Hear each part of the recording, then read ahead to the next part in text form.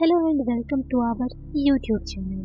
दोस्तों, हमारे पिछले वीडियो में हमने आपको बताया था कि आचार्य विष्णु शर्मा को राजपुत्रों का शिक्षक नियुक्त किया गया था और विष्णु शर्मा ने उनकी शिक्षा के लिए अनेक कहानियां बनाई और उन्हीं कहानियों के माध्यम से उन्हें शिक्षा दी और इन कहानियों के संग्रह का नाम है पंचतंत्र है। तो आइए आज आपको सुनाते हैं पंचतंत्र की एक चटपटी कहानी जिसका शीर्षक है ढोल की पोल। एक बार एक जंगल के निकट दो राजाओं के बीच घोर युद्ध हुआ। एक जीता और दूसरा हार गया। सेनाएं अपने अपने नगरों को लौट गई, बस सेना का एक ढोल पीछे रह गया। एक दिन जोरदार आंधी आई और वह ढोल लुढ़कता हुआ एक सूखे पेड़ के पास जाकर टिक गया। जब भी हवा चलती उस पेड़ की सूखी टहनियां ढोल से टकरा जाती और ढमाढम की आवाज होती। एक सियार भोजन की तलाश में उस ओर घूम रहा था। उसने ढोल की आवाज सुनी, वह बड़ा भयभीत हुआ। ऐसी अजीब आवाज उसने पहले कभी नहीं सुनी थी। वह सोचने लगा कि यह कैसा जानवर है जो ऐसी जोरदार बोली बोलता है, ढमाढम।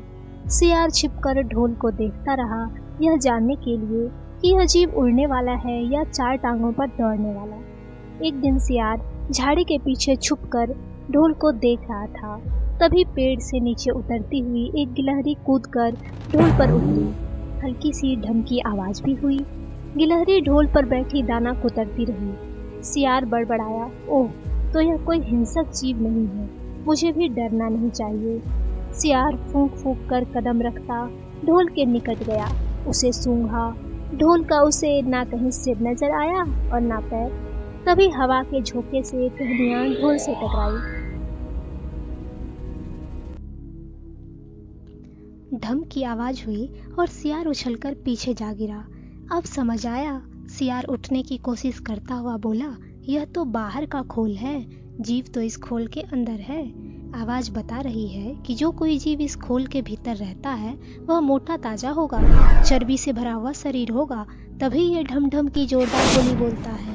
अपनी मांद में घुसते ही सियार बोला, ओ सियारी, दावत खाने के लिए तैयार हो जा, एक मोटे ताजे शिकार का पता लगाकर आया हूँ। सियारी पूछने लगी, तुम उसे मारकर क्यों नहीं लाए? सियार ने उसे झिड़की दी, क्योंकि मैं तेरी तरह मूर्ख नहीं हूँ। वह एक खोल के भीतर छिपा बैठा है। खोल ऐसा है कि उसमें दो तरफ सूखी चमड़ी के दरवाजे हैं। मैं एक तरफ से हाथ डालकर उसे पकड़ने की कोशिश करता तो वह दूसरे दरवाजे से भाग न जाता। चांद निकलने पर दोनों ढोल की ओर गए।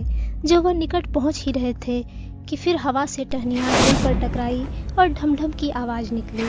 सियार सियारी के कान में बोला, सुनी उसकी आवाज? जरा सोच, जिसकी आवाज ऐसी गहरी है वह खुद कितना मोटा ताजा होगा। दोनों ढोल को सीधा कर उसके दोनों ओर बैठे और लगे दांतों से ढोल के दोनों चमड़ी वाले भाग के किनारे फाड़ने। जैसे ही चमड़ियां कटने लगी, सियार बोला, होशियार रहना, एक साथ हाथ अंदर डाल, शिकार को दबोचना है। दोनों ने हूं की आवाज के साथ ढोल के भीतर डाले हाथ और अंदर टटोलने लगे। अंदर तो कुछ था ही नहीं, एक दूसरे के हाथ ही पकड़ में आए। दोनों चिल्लाए, यहाँ तो कुछ नहीं है, और वे माथा पीट कर रह गए। कहानी को पूरा सुनने के लिए धन्यवाद। अगर आपको ये कहानी पसंद आई तो वीडियो को लाइक और शेयर अवश्य करें और हमारे चैनल को सब्सक्राइब करना ना भूलें। Thank you, tata, bye bye.